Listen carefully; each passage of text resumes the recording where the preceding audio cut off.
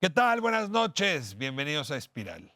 Andrés Manuel López Obrador y la Tierra Prometida es el título de un libro coordinado por Bernardo Barranco, donde diversos autores se reúnen para tratar de comprender los desafíos que implicó la elección del 2018 y los mandatos que recibe el futuro presidente.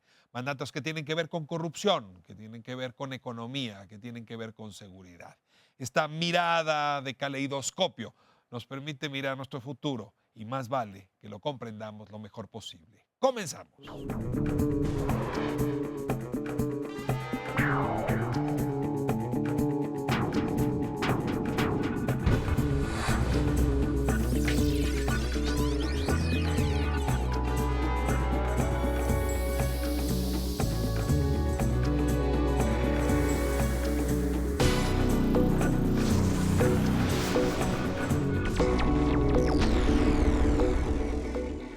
Bueno, pues abrimos la conversación.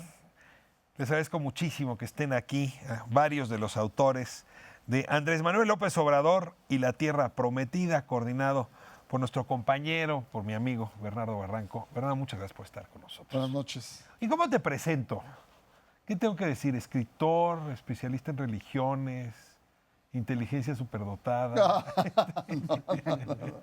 Compañero acá en Canadá. Te agradezco mucho. ¿Pero qué pones cuando firmas tu cédula en el avión? ¿Cuál es tu oficio?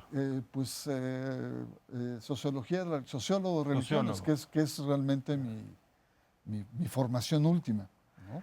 Siempre es una pregunta pues, he complicada sido esa, ¿no? consejero electoral, yo tengo una formación como economista y pues le hago un poco a algunas otras materias. Y Invado materias. explicas magnífico cosas que los demás no entendemos. Te agradezco muchísimo, Bernardo, que estés acá. Le doy también la bienvenida a Francisco Abundis. ¿A ti es más fácil presentarte? Porque soy muy único, especialista en una sola cosa. Sociólogo también. Sociólogo. Otro raro, sociólogo, mira, dos sociólogos Mira, nada aquí. más. Claro, sí. nada más que con números, Por eso es un encuestador interesante. con ¿no? números Todo. de por medio, ¿no? ¿Eh? Siempre intentando dar una visión más sociológica a temas que son numéricos, que es de hecho una excusa muy práctica Tú- para interpretar. ¿Tú haces estudios de cuántica? Ese es otro nivel. Hacemos solo cuantitativos. Se le fue al presidente hacemos Peña solo Nieto, cuantitativos y cualitativos. Me encantaría ser cuántica. Pues muchas gracias, Paco. Al contrario, por estar gracias a acá. ti. Genaro Villamil, Gracias. te hemos tenido aquí hablando de tus libros. Ahora estás también en este texto, hablando pues de que las mafias también votan, ¿no? Sí. Quizás es el año electoral más violento de la historia reciente, 11 veces más violento que hace 6 años, y eso deja muchas lecciones para lo que viene, ¿no? Guárdame la respuesta, pero el título de tu texto es que también eligen. Y no es lo mismo votar que elegir. No. ¿Eligieron? Esa frase me la dijo la presidenta del Tribunal Electoral, Yanín Otalora. Yanino Talora Malasís, El crimen también salió a elegir. a elegir. Y de eso me quedó muy grabado. Porque que te lo diga la verdadera autoridad última en instancia electoral en el circuito procesal mexicano, dices, esto entonces sí realmente es grave. Ella lo veía y lo ve como el efecto más negativo de las elecciones del 2018, la capacidad del crimen organizado, de las redes criminales, de elegir sin votar, Ahora, de modificar y de matar y de incidir en las elecciones internas de todos los partidos. Ahora, venimos, no sé si del último círculo del infierno, ¿no? Pero sí venimos de un infierno lastrado por la corrupción, y estamos muy cansados de la corrupción, lastrado, herido por la desigualdad, ¿no? ¿Sí? Y corrupción y desigualdad pues son la variable A y la variable B para explicar la violencia que ha tomado sobre una extensión de territorio enorme. De ahí venimos. Salimos todos a votar, ¿eh? Los malos, los buenos, los altos, los chaparros, los güeros, los chairos, todo el mundo salió a votar. 2 de cada 3. 63%. Algunos En números. votaron con B alta y otros votaron con B baja. Pero salimos a votar, digamos, porque queremos una tierra prometida, porque queremos ir a algún lado distinto, porque queremos que Virgilio nos saque de donde estamos. Y Bernardo Barranco toma justamente como título de este texto AMLO y la Tierra Prometida, análisis del proceso electoral 2018. Y he visto, ¿verdad?, muchas críticas a la Tierra Prometida como título, porque remite a aquel texto que en 2006 publicó Enrique Krause en su revista, Sí. ¿no?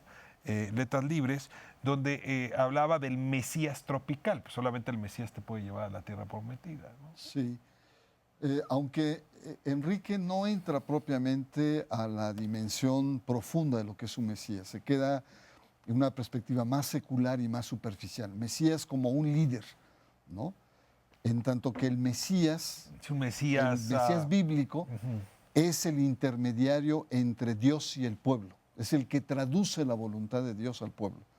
Y yo precisamente por eso lo escribí, porque el tema del éxodo es un tema que es muy usado en la filosofía política, porque es la liberación, ¿no? Es la liberación. Y Yahvé presenta al pueblo judío una promesa de tierra, como muchos líderes prometen. Aquí en este caso sería una cuarta transformación.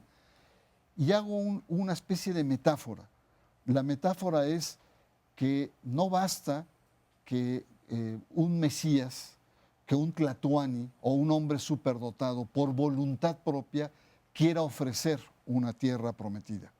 Canaán nunca fue lo que imaginaron los judíos, imaginaron un Edén.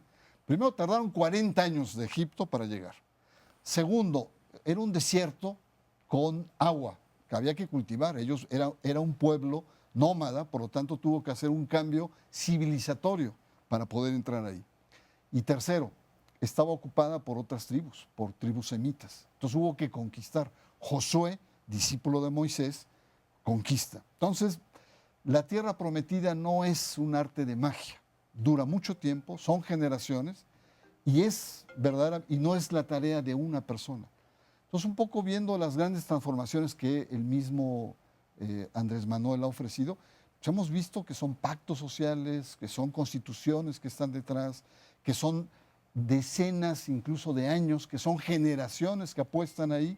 Y un poco la perspectiva es que no va a haber magia. En uno de los textos se plantea muy claramente, no nos dejemos dominar por la esperanza, por esta voluntad de cambiar. A ver, yo creo que es una falta de respeto tratar al presidente de la República como si fuese un producto milagro, Claro, ¿no?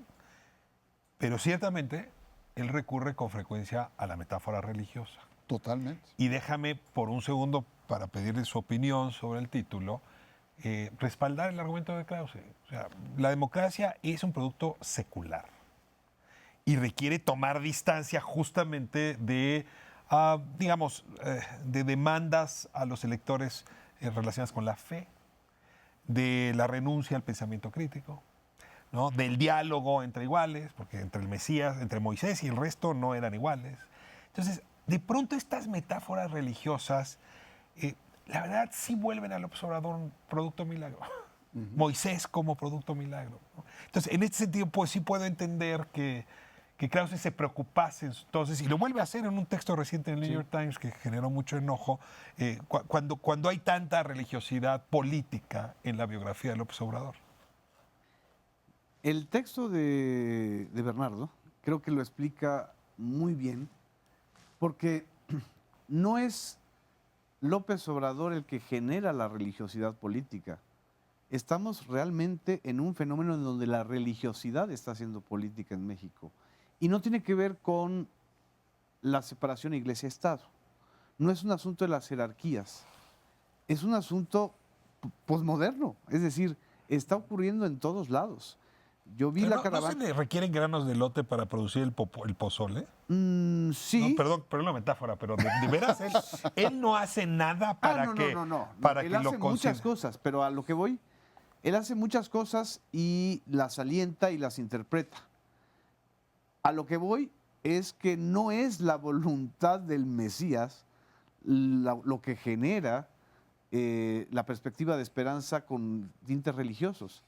Es que efectivamente hay una visión religiosa que está tiñendo la política. no sé, o sea, no la estoy calificando.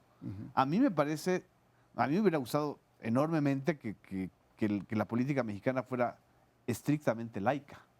Pero lo que estamos viviendo es un fenómeno de religiosidad incrementado. A ver, ahí creo que, si me permiten, en términos de comportamiento electoral, y me encanta ya el tema de las metáforas, porque antes del éxodo de Egipto, viene el de Ezra, que es el del primer, antes digamos, ya no digamos los evangélicos, los evangelios, pero el primer éxodo de los judíos es el de Babilonia. Y hay algunos textos que sugieren que se fueron como hebreos y regresaron como judíos. Para cuando se van a Egipto ya son judíos. Digo, si vamos a las metáforas, vamos a ver de qué estamos hablando en México Sí. y cuáles son los argumentos que está utilizando el presidente electo, que además, creo que es importante decirlo, ¿no? Creo que lo tiene más claro Bernardo, que es un evangélico. Y por eso primero los pobres no es una frase casual. Claro. Es una frase bíblica, ¿no? Digo, nada más, esto lo digo por los argumentos que se utilizaron o que están de por medio en esta cuarta transformación o en esta presidencia que viene. O para ya propósitos electorales, aterrizando el tema, es una presidencia que se gana por mayoría absoluta con 53%, una diferencia entre primero y segundo lugar de 31%, 53%, ¿no? López Obrador contra 22 de Anaya. En el mundo hoy hay que explicarla, Sí. sobre todo en un país que no tiene segunda vuelta. Esto se ganó de un solo tiro. Es decir, en países de quiero Sudamérica... entrar ahí a tu texto, porque hay muchas preguntas que hacerle a ese texto, pero cerremos, si Sí. quieres, Bernardo, con este argumento. Yo lo que quisiera expresar es que no solo es Andrés Manuel el que utiliza lo religioso, todos los candidatos, y yo diría la clase política mexicana en los últimos 10 años está recurriendo a lo religioso para legitimarse. Exacto. No solamente es un tema local, es un tema internacional. Pensemos en Donald Trump, también utiliza lo religioso. Bolsonaro, primero Brasil, pero ante todo Dios. Jean-Marie Le Pen en Francia. Es decir, hay como una tendencia, esto que se plantea, que puede ser peligrosa para la secularidad de la política, esta mezcla que está dando. Pero si tú ves los otros, a mí también se presentó. A ver, pero te pregunto, Macri lo ¿cabe hizo que en la el- política se haya vaciado a tal punto de ideas que requiera abrevar en el pozo de la religión? Es decir, que cuando no hay ideologías, cuando no hay valores políticos, cuando el desprestigio es tal, pues abrevas de donde puedas legitimidad y pues la religión siempre es una fuente que puede dar legitimidad. Es una fuente de legitimidad y es un recurso pragmático que utiliza, ¿no? Por ejemplo, los dos Duartes, gobernadores, que entregaron sus gestiones y sus personas al Sagrado Corazón de Jesús y a la Inmaculada Virgen María. Y míralos dónde están. Es decir, es un recurso pragmático que se usa, pero que tiene implicaciones muy serias. Por ejemplo, en el caso de Andrés Manuel, él lo que plantea es que hay un divorcio entre la ética y el poder, entre la moral y la práctica política. Por lo tanto, entonces, él lo que dice es la crisis de la clase política, no solamente es una crisis de discurso, es una crisis de identidad. Y por lo tanto hay que dotar nuevamente de contenidos bajo los principios religiosos. Pero ojo, es un problema serio, puede ser un problema serio, porque yendo al extremo, podríamos estar en posturas teocráticas, como es el Islam. A ver, ¿no? yo quiero ponerles un ejemplo que a mí me pone un poco a temblar, porque hay metáforas religiosas menos estorbosas que otras. Pero la idea de la pila bautismal, donde quien posee la pila posee el perdón, y que lleva a que personajes como el Baester Gordillo pasan por una rociadita de amlodopina y de pronto ya no es corrupta, y empezamos a ver personajes que no nos hubiera gustado ver cerca de la cuarta transformación, y están cerca porque en efecto una suerte de purificación me parece peligroso para un país que quería justicia, que quería acabar con la corrupción. Es decir, eso no es dotar de contenido a la tierra prometida, ¿no? Es, si vienes detrás de mí y me asumes Moisés, yo te te reconozco, digamos, como heredero de Canaán, ¿no? Perdón que siga yo con la metáfora. Sí, seguimos. A ver, ahora, yo quiero distinguir la metáfora con mi tema del comportamiento electoral. Es decir, creo que lo que está pasando más allá de la parte religiosa es que el electorado cada vez cree menos en movimientos, cuando pones el tema ideológico, que yo creo que no se contradice con lo religioso, si no, no existiría la democracia cristiana. O la social, o el social cristianismo, como en Alemania. O sea, siempre ha habido un elemento ahí religioso que importa. Pero aquí, digamos, si lo utilizamos como metáfora, está bien. Si ya nos remitimos al comportamiento electoral, creo que parte de lo que nos pasó y que no hemos acabado de digerir, que es, está sugerido en el texto, pero no lo describo del todo, es que aquí hay un replanteamiento del tema de liderazgo y partidos. Es decir, Morena como tal no se está presentando como un partido, si lo quieres poner en términos ya ideológicos, es un movimiento. Y entonces a lo que te está remitiendo es un líder. Por eso a mí me encanta el título, digamos, el nombre del libro. Porque aquí cada vez más nos estamos remitiendo a un electorado que no vota por necesariamente ideas, ni siquiera por política pública. Está votando por personas. Es decir, si tú tienes un expresidente, presidente que fue presidente de su partido, luego líder de su partido que renuncia, lo que está viendo la gente allá afuera es, esto se trata de personas, Sí. no de ideas necesariamente, no de mucho menos de partidos. O sea, Entonces, te remites a líderes. La relegitimación pasaría por las personas, ya ni siquiera por otra. Porque si tú un día ya fuiste de el PRI, luego fuiste del PAN y luego fuiste de Movimiento Ciudadano, no quiero poner nombres, o fuiste del PRI, luego fuiste Del del PRD, de Morena. luego fuiste, ¿no? O sea, ustedes hagan la ruta que quieran. Piensen qué están pensando los electores allá afuera y lo que están pensando es, yo no me puedo agarrar de nada si tú me dices que eres, incluso de izquierda, derecha, no, me quedo con que eres Ricardo Rafael y yo me agarro de la persona, porque no tengo más de qué asirme, más de qué tomar y eres el referente. Ahora, a ver, yo sí necesito, si quieres, nos vamos moviendo ahora hacia el texto de Paco Abundis. Andrés Manuel López Obrador no entró a esta contienda siendo el favorito. Depende cuando No, creas a que ver, empezó la En contienda. este país empezó la contienda hace mucho tiempo. Yo te diría que el gobierno de Peña Nieto empezó a cerrar su ciclo por allá de 2014. Entonces, realmente la contienda en este país arrancó en 15, cuando la crisis se da y viene la elección intermedia. O sea, Y de hecho, y la verdad es que tenemos un López Obrador muy atrás. O sea, tenemos la posibilidad del triunfo del PAN muy arriba, ¿no? Anaya emerge con bastante fuerza. Ya empezamos a ver una caída del PRI. Es decir, no es cierto que venía creciendo. Lo que observamos es que ante el deseo de cambio, las fuerzas de alternancia posibles se cayeron. Las opciones distintas a la suya se desplomaron.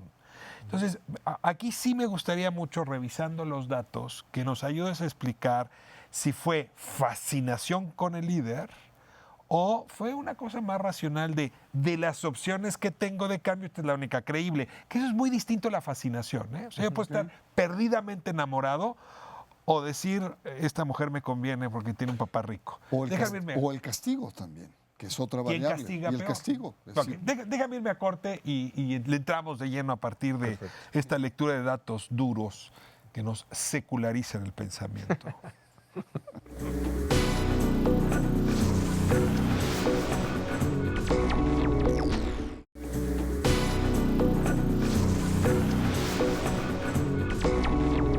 Estamos de vuelta en Espiral y bueno, pues en estas fechas donde va a tomar posesión el presidente Andrés Manuel López Obrador, vale la pena saber dónde estamos parados, ¿no? De dónde venimos, qué nos dice esta elección, quién es realmente, quién es su equipo, qué podemos esperar del país en su conjunto.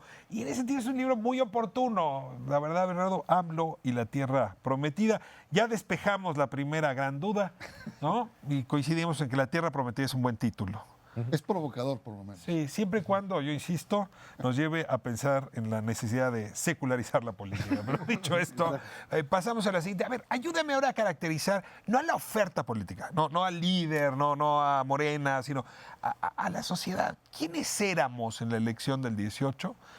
Digamos, siguiendo con tu metáfora, ¿no? Llegamos unos y salimos otros, ¿no? Cuéntanos Éramos quiénes unos, éramos y éramos quiénes otros. somos. Mira, yo creo que el presidente electo, López Obrador, es fascinante en términos de que lleva 3 elecciones, tenemos 3 periodos electorales donde él ha participado, y entonces una pregunta de método básica es, y luego iré a la segunda, es ¿qué cambió? ¿Cambió él o cambió el electorado? Pregunta básica. O sea, porque ¿cómo llegamos aquí? Nuevamente, ¿cómo llegamos al ¿Puedo detenerte un 53%? segundo? Lo segundo, Esa es científicamente lo puedo medir. Esa Lo es una. primero, ¿cómo lo medirías? Tendrías ¿Cómo? que hablar con su psicoanalista. No, con sus posiciones públicas. Ah, mira. Con sus posiciones públicas. Mira. O sea, él ideológicamente o terrenalmente, como lo quieras llamar, ¿cómo se movió? ¿Cómo era en estilo, en forma y en propuesta en 2006, en 2012 y en 2018?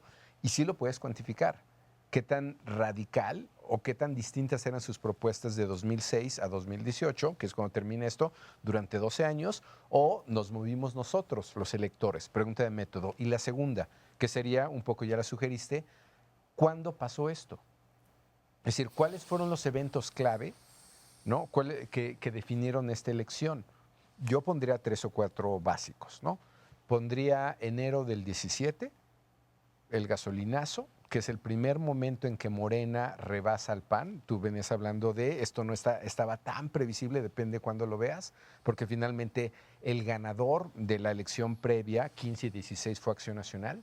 Entonces, ¿cuándo pasó esto? El primer momento en que Morena rebasa es enero del 17. O sea, el gobierno de Peña Nieto le hace un favor a Morena. El primer favor es con el gasolinazo. Es medido, medido así de claro. Luego vienen otros eventos como yo pondría 3 o 4. La salida de Margarita Zavala, octubre del 17.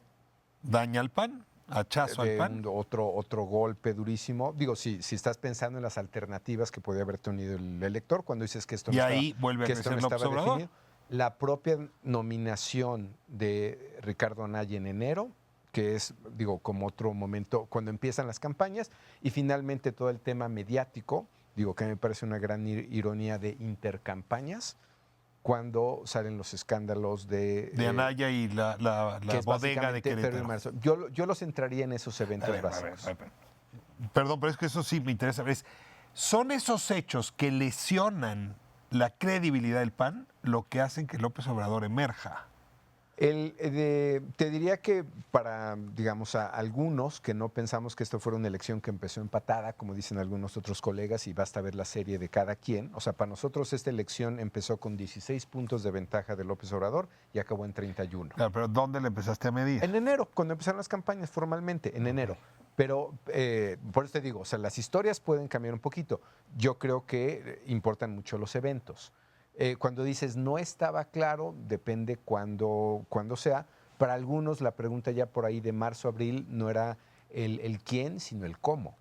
O sea, no era quién iban a ganar, sino en qué condiciones, Ahora, con perdón, congreso, esta misma sin lógica. congreso. ¿En qué momento la ciudadanía dice, no solamente quiero a López Obrador de presidente, sino le voy a dar todo el amor y todo el dinero? Es decir, le voy a dar mayoría en todos los cargos. A mí me parece que esto es como eliminatorias. Para nosotros, básicamente desde el, digamos, el otoño del 17, finales de año, ya traemos una presentación que decía voto antisistémico o voto antigobierno.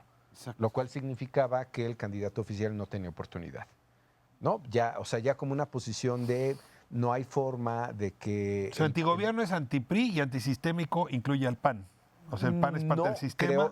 Creo que antigobierno era Acción Nacional, porque además el candidato del PRI nunca tomó una posición antigobierno, hay quien lo critica por ello, me parece una crítica injusta, yo creo que el candidato MID oficial nunca tuvo oportunidad, no por él, no por su mérito propio, sino porque el presidente siempre estuvo en la boleta, ¿no? Entonces, mientras tengas eso, él jamás creo que tuvo una oportunidad. Entonces, creo que esta elección, ¿no? Como en algún punto lo definimos, ¿es antisistema, que es mucho más radical que lo que terminó pasando, o es antigobierno? que era Anaya la básicamente- juega antigobierno. Exactamente. López Obrador la juega cuarta transformación antisistema. y acabó siendo antisistema. Fue un voto más A ver, radical. le damos una ronda a estos planteamientos de Paco. Adelante. Sobre esto que dice Paco, hay una cosa muy interesante que creo que todos lo observamos. El que planteó la elección como un referéndum, o casi plebiscitaria, fue López Obrador, desde antes. Lo impresionante es que sus adversarios actuaron en función de ese juego. Es decir, él mismo planteó eso, por eso es la tierra prometida. O sea, o se quedan aquí o nos vamos hacia otro lado. Y los que se queden así son los del PRI-PAN-PRD. Esa era su línea de argumentación. Fue su línea de argumentación desde que fundó Morena, de hecho. A muchos Se jugó la carta antisistema la siempre. jugó siempre y lo que hizo, eso es lo que fue impresionante de esta elección, es que él, de su voto duro, sin perderlo, o sea, no sé cómo midió él, no sé cómo lo midió, que era un voto leal, porque le jugó muchas trastadas a su voto duro, es decir, Que le hizo guiños de ojo a sectores que antes no le pues había no, hecho. primero la alianza con el PS, luego se corrió a la centro derecha. Es decir, él empezó a abarcar el espacio que el PAN estaba dejando vacío. Incluso Y- guiños de ojo al PRI. No me voy a meter con los priistas. Bueno, se avanzó hacia el terreno priista y hubo una actitud también del electorado, porque yo lo observaba también a través de las redes y a través de los medios de comunicación digitales, sobre todo, en donde había también una sensación hasta de arrepentimiento de muchos votantes anti-AMLO. Es decir, venimos de dos alternancias fallidas, la del O sea, 2000 y la del O 2012. sea, los anti-AMLO del 2006 Los y de anti-AMLO del 2012 2006, dijeron ya. o sea, ya es hora de que cambie yo. este hombre resistió. Ok. Que también ese es un valor religioso. Es decir, la resistencia al castigo. Bueno, la tenacidad se admira en casi todos los terrenos, ¿no? El deporte No, también. Bueno, el Bester es muy tenaz y eso no significa que lo admires. Fidel Velázquez era muy tenaz. Carlos Romero de Champs es muy tenaz en la corrupción. No, es la resistencia al castigo sistémico. Entonces también yo creo que por eso también hay un elemento de religiosidad que no necesariamente de una religión o del catolicismo, sino La víctima de la es injusticia. de la víctima.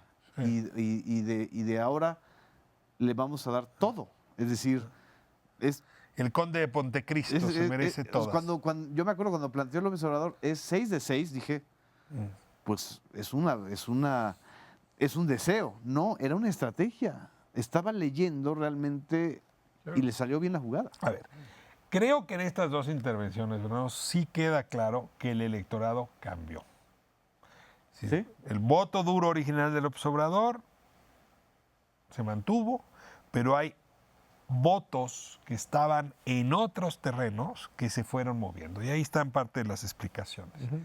Pero Paco se cuidó de responder la primera pregunta que nos sembró. Y López Obrador es aquel. Es el mismo de 2006. ¿En qué cambió con respecto al 2012?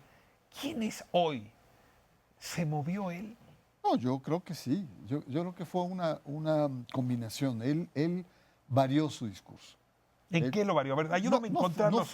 No fue tan radical ni contundente en sus planteamientos. Siempre matizó, digamos. Era un outsider, pero también al mismo tiempo era una persona mucho más abierta, que está respaldada por las alianzas que estableció. Sí. Es decir, estableció alianzas con ni siquiera la derecha, el fundamentalismo más reacio que fue el PES, se abrió a los sectores de la democracia cristiana, como sería Tatiana Cloutier, como sería Germán Martínez, etcétera. Se abrió a sectores del PRI, de tal suerte que el PRI tiene muy pocos senadores, pero de origen priistas tiene como 25 senadores en este momento. Es decir, abrió un abanico de tal manera que su movimiento es un movimiento mucho más amplio y el discurso también era mucho más matizado. Y evidentemente los errores de la oposición. Uno de ellos, para mí más claro, fue el del PRI, estaban tan condicionados por el voto de castigo que eligen a un no priista como candidato. Cuando Andrés Manuel López Obrador va a aquella mesa con periodistas de Televisa, declara que el único tema que realmente le quitaba el sueño, recordarán, era el del crimen organizado. Sí. Si yo estuviese en su lugar, coincidiría. Es el tema.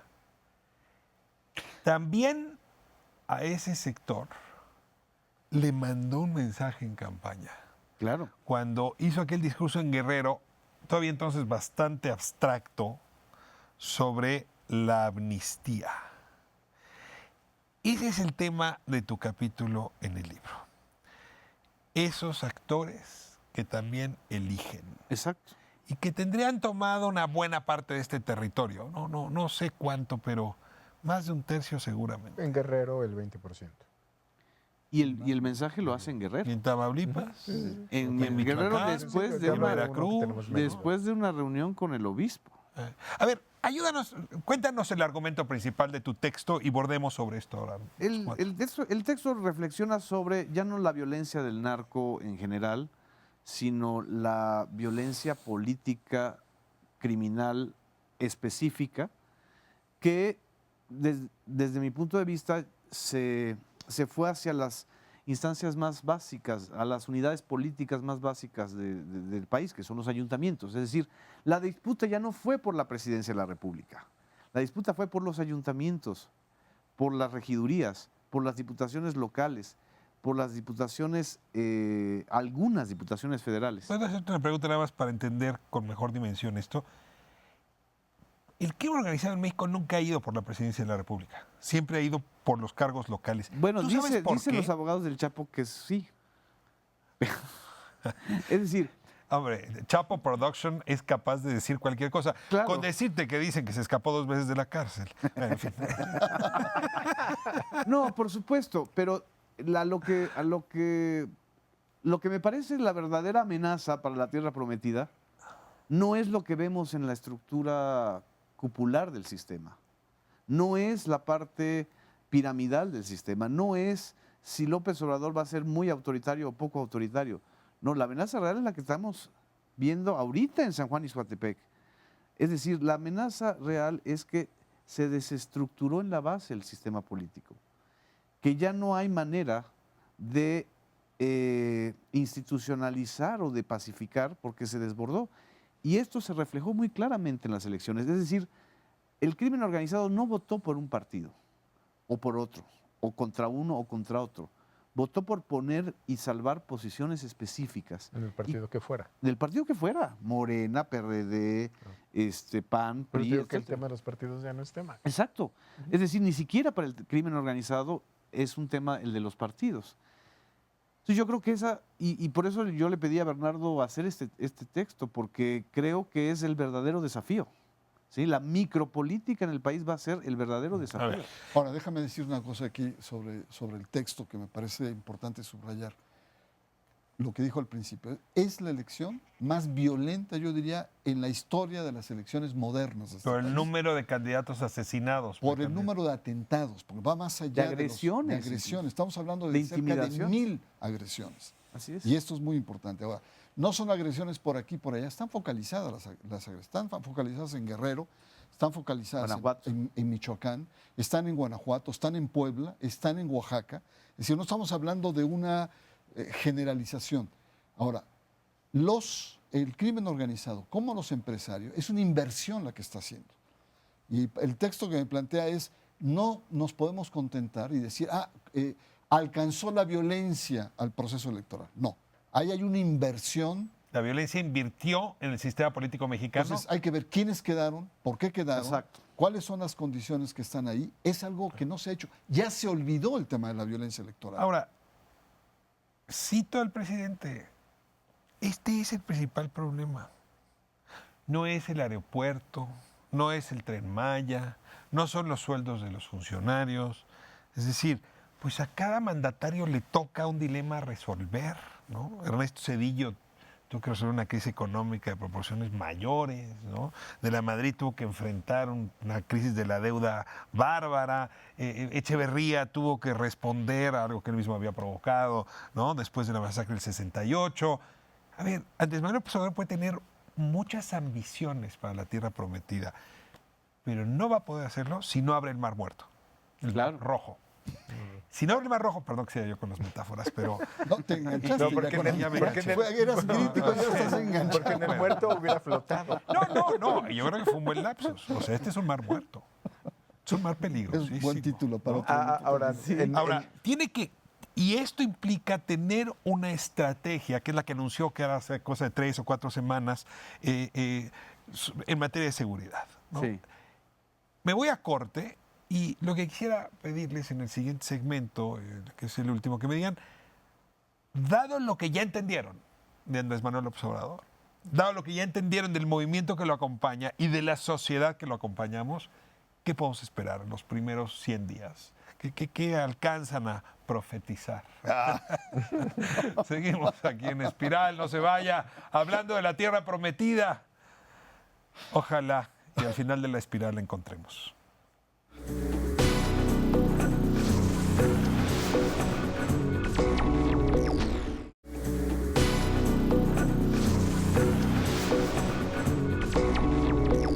Pero la tierra prometida tiene un día 1, y luego un día 2 y un día 3. Y dicen que los mandatos de los presidentes se pueden entender con sus primeros 100 días. Vamos a hablar otra vez del lado de la oferta y del lado de la demanda. ¿Qué podemos esperar en estos primeros 100 días, a partir de lo que ustedes ya entendieron, del gobierno de Andrés Manuel López Obrador? Tal vez la primera pregunta es los 100 días que ya pasaron o los que siguen, ¿no? Que decía que iba a dar su primer informe el 1 de diciembre. Exacto. Yo decía que no, que iba a ser el día que iba a solicitar la revocación de mandato. Ahí en sí mismo ya hay un fenómeno que es interesante o explicar o analizar. Es decir, el tema de los 100 días vienen de la presidencia de Kennedy, que es a partir de cuándo empieza su presidencia. Aquí esta idea de que ya va a llegar a dar un informe es porque ya, por lo menos medido desde julio, agosto, para 30% de la población ya está gobernando. Entonces, ahí, digamos, la agenda pública, vas a ver cómo está la cobertura de medios. Hay muchos temas que ya van encaminados y se resolvieron. Yo no lo pondría necesariamente en un esquema temporal, yo más bien lo pondría en el tema del mandato. 3 variables, ¿no? Economía, porque nunca deja de ser una variable fundamental. Y para mí hay para que decir cualquier bolsillo gobierno. en el Así es, dinero economía, bolsillo, ¿no? Y hay muchas lecturas de qué es economía. El actual presidente reclama que no le están reconociendo los méritos cuantitativos cuánticos que deberíamos de estar observando, ¿no? Entonces ese siempre va a estar, ¿no? Inseguridad, Así es. tema fundamental, corrupción. Ese es su mandato. Entonces, yo te diría, habría que analizar, y yo lo llevaría más allá de los 100 días, cuál es su margen de maniobra en cada uno de ellos. A ver, te tengo aquí. En los primeros 100 días de su gobierno, que están concluyendo más o menos por ahora, Exacto, exacto. en el tema económico, el asunto del aeropuerto, aquella iniciativa de las comisiones bancarias, pues nos deslizaron el peso feo. O sea, no arrancó con una propuesta económica feliz. Como tú bien lo dijiste, depende que entiendas por economía. Lo que yo creo que él entiende por economía, y yo me remito a, siento ponerlo así, histórico, hace 18 años, ¿qué fue lo que hizo en el gobierno de la ciudad Así es. y qué lo llevó a tener en 2 años y medio 80-85% de aprobación? Programas sociales. Entonces, me parece No que importa el dólar, no importa el aeropuerto en Texcoco, en Santa Lucía, siempre y cuando los programas sociales jalen. depende en qué parte de la economía estés, ¿no? Es decir, si estás en la economía afectada por la inflación, que afecta a tu canasta básica, y entonces sí tienes un problema. Esta parte que ¿Alguien estás no hablando, está en la economía afectada por la inflación en este país? no, a lo que voy es, hay quien está más afectado por el tipo de cambio, por ponerlo en... Te lo pongo en 3 dimensiones. Tasa de crecimiento. Hay quien dice, el argumento del actual presidente es falaz porque la tasa de crecimiento nadie se refleja. Hay otros 2 más importantes, tipo de cambio e inflación. Y la inflación depende mucho de tu ingreso, que tanto Entonces, te afecta. Te compran el mandato, si los programas sociales arrancan, ahí hay un Por primer ahí voy. indicador. Déjame seguirte y un poco girar Sí. A ver, en el tema corrupción, su planteamiento ha sido, yo no soy un hombre corrupto. O O sea, soy un hombre honesto y con eso voy a resolver el tema de la corrupción. Es decir, que haya gente como yo, de honesta, en el gobierno. ¿Alcanza ese argumento, Genaro? Alcanza como argumento hacia su electorado y hacia la sociedad. Evidentemente no alcanza de manera sistémica, es decir, no basta con eso. Por supuesto que no basta. Pero ya dijo que no va a meter a nadie a la cárcel. Él, ya conocemos a López Obrador, como jefe de gobierno dijo muchas cosas, hizo otras. Es decir, también en este sentido hay que conocer al personaje, ¿no? Es decir, creo que en estos primeros 100 días sí va a tener que cambiar su discurso. Porque ha sido muchos años candidato, porque ha sido muchos años el guía hacia una tierra prometida. Entonces su discurso de estadista va a ser, ya llegamos a la tierra, ya hay que sembrarla, y es un desierto. Entonces creo que en este sentido va a haber un cambio fundamental del discurso político de López Obrador. López Obrador es un gran lector de Maquiavelo, ¿eh? mejor que Salinas, de Gortari. Entonces él sabe perfectamente que tiene que reinventar al príncipe y que tiene que incorporar a la sociedad o a su sociedad para movilizarla. Es un gran movilizador de la opinión pública. Eso creo que nadie lo puede negar. Es decir, marca agenda, la polariza, la sitúa, y creo que en estos primeros 100 días vamos a ver eso. Las 100 acciones que anunció una por día tienen ese sentido. Ahora, déjame insistir con el tema corrupción, porque si es claro lo que dice, porque esos son los mandatos. Hay dos maneras de confrontar la corrupción, ¿no? Una es, voy por los que fueron corruptos y los voy a juzgar. Que esa es impunidad en realidad. ¿No? Sí. O sea, no es corrupción. Esta es preventiva. Claro, esta la es ya corrupción la de se produce en una sociedad donde no hay castigo. O sea, si hubiese castigo, la corrupción se disminuye. Entonces, en realidad, se liga, ¿no? Ya advirtió que esa no es la ruta, ¿no? Que la ruta del tabula cero, a partir de ahora, gente honesta gobernando sin corrupción. Y ahí reduce, ¿no? No va a haber un sistema anticorrupción, no va a haber más leyes, no va a haber más juicios, no va a perseguir. En realidad, esa es su manera de resolverlo. ¿Con eso se atiende el mandato? ¿Se cumple la expectativa? No, yo creo que hay otras variables también. Y yo me remito a tu artículo y al artículo de Mario Amparo. Mario Amparo lo que plantea es que en una democracia madura lo importante son los contrapesos. En este país hemos vivido con contrapesos desde el presidente Zedillo a la fecha. De 97 a la fecha. De 97 a la fecha. Estamos entonces en un momento en donde Morena tomó todo, que es su título. Moreno arrasó y tiene el poder, tiene las canicas a su lado. Tú lo que planteas, y por lo tanto entonces el riesgo es el de un regreso al autoritarismo, una estructura autocrática, un personaje que domine, como ha sido lo que ha pasado en América Latina. Tu artículo va en otro sentido. Dice, no podemos regresar a los 70s porque la sociedad ha cambiado y la sociedad es más compleja. Hay una relación entre el Estado y el individuo que está marcada ya por otras estructuras. No lo planteas de manera explícita, pero me parece que sugieres que la estructura de poder en una democracia como la nuestra es como una especie de triángulo recto. Está el Estado, están los poderes fácticos y está la sociedad. En las últimas alternancias, el Estado, por ejemplo Fox, que tuvo un mandato parecido al de López Obrador, sí, no cumplió. Y más bien se acercó a los poderes, pacta con los poderes fácticos, pero se aleja de la sociedad. En el caso de Calderón llega tan debilitado que es arropado por los poderes fácticos. Y Peña Nieto llega negociando con los poderes fácticos. Ahora es diferente. Ahora pareciera ser que ese triángulo se va a sesgar de otro lado. Va a ser López Obrador que va a querer legitimarse con la base social, que es una base social amplia. Son más de 30 millones de votos, no todos, pero tiene una marcando distancia con el poder fáctico. Y marcando con el poder. Y entonces eso te plantea un conjunto de tensiones nuevas, de alternancias. Y el gran reto es cómo pasar de una democracia electoral, ¿no?, representativa, a una democracia participativa.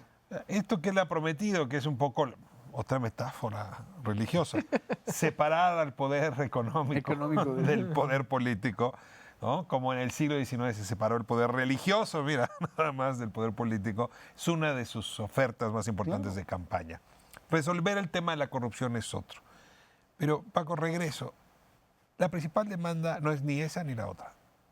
Seguridad. Si el número de homicidios por cada 100,000 habitantes mantiene las tasas que hemos observado, si no puedes abrir un negocio, si tu hija no puede salir a caminar, si sigue siendo el narco del lugar el que gobierna, si el poder fáctico son estos señores vestidos de negro encapuchados, ni en 100 días le alcanza al Obrador para mantener la fuerza con la que arrancó. Que en su propósito, promesa de campaña no son 100 días. Él dijo, para efectos prácticos, 3 años, ¿no? En 36 meses. Él daría alguna respuesta a esto. Ahora, con que tenga capital político en los otros dos, le podría ganar tiempo a este tercero. O sea, Porque ¿tú ves todo que los depende- mexicanos podamos tener paciencia para que nos resuelva la paz en el país? Todo depende de dónde vivas. Y ahí es donde viene otro debate que lo platicamos hace un momento. Yo creo que es muy distinta la posición digo, cuando él habla del perdón, el indulto, la frase que significan cosas muy distintas, pero Amnistía. la amnistía, pero creo que el propósito es el mismo. Te lo digo porque otra vez es un tema medido, ¿no? O sea, te pongo el dilema, la pregunta, ¿usted qué prefiere? ¿Que combatamos con todo al narco aunque haya violencia? ¿O mejor lo toleramos un poquito, pero ya ahí muere?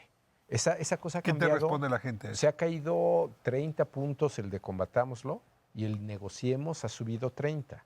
O sea, lo que no quieren es más violencia. Lo que quieren es ya... Negociación. Y puesto ya en términos cualitativos, en entrevistas, yo entiendo que las reuniones que se hicieron con la gente afectada, con los, digamos, con quien ya tuvo Las una víctimas. pérdida, las víctimas, pues es evidente que se parece un poco al tema de Colombia con la guerrilla, ¿no? No, a ver, pero perdón, ¿por qué? O sea, ¿por qué los vamos a incorporar socialmente si no los has juzgado?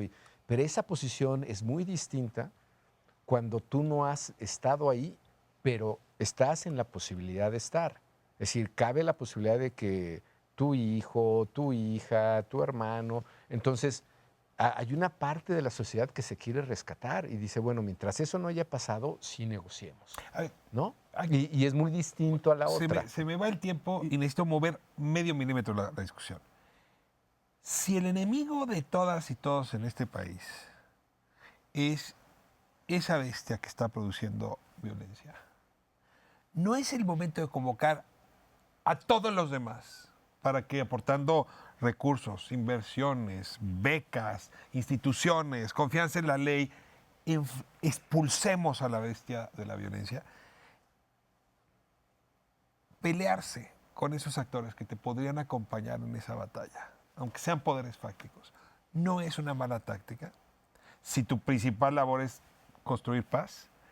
Y entonces, perdón, pero es que sí se me vuelve antagónico con lo otro. Yo no puedo separar el poder económico, el poder político de un lado furibundamente, les cancelo el aeropuerto, les meto la madre y al mismo tiempo los llamo y los convoco para echar con becas la mano a los jóvenes más pobres. Hay una contradicción ahí que yo no alcanzo a resolver en mi cabeza, seguramente la tiene resuelta. Pero... No, lo que pasa es que no se está peleando con todo el poder económico, evidentemente, y no se va a pelear con todo el poder económico. Se está peleando con un sector de contratistas que vienen del No, gobierno. eso es, el pacto de la alcachofa, perdóname, soy el único que se fue contento. Los que están enojados son los que no estaban en el pacto de la alcachofa, Claro. es decir, el de los contratistas de Claro, Texcoco. o sea, está diciendo aquí el que manda soy yo.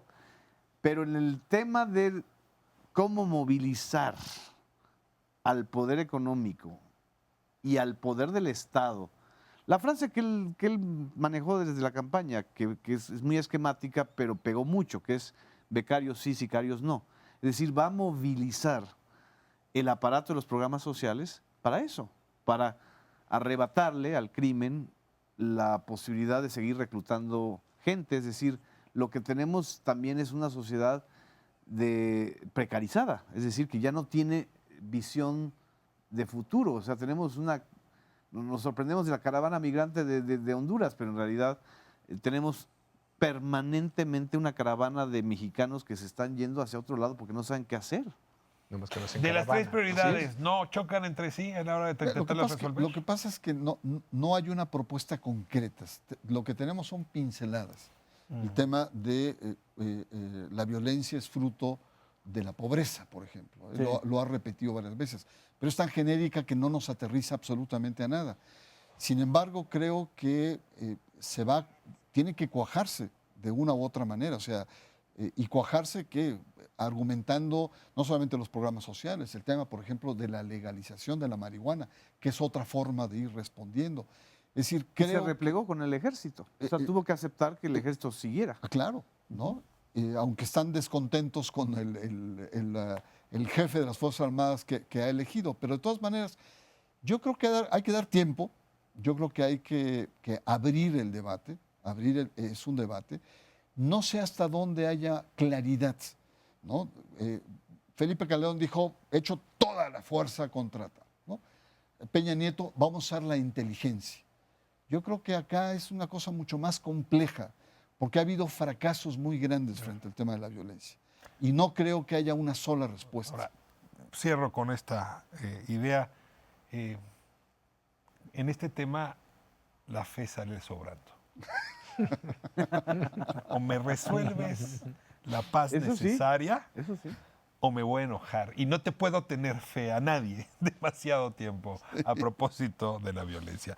Paco, muchas gracias. Al contrario, un gusto. No, muy Ricardo. feliz de Gracias. tenerlos aquí. Al contrario. Bernardo, gran idea del libro. Te agradezco mucho que me hayas No, al invitado contrario, también. un Lo tienes ya en honor. librería, se puede obtener. AMLO, la tierra prometida. Análisis del proceso electoral 2018 y sobre todo lo que viene.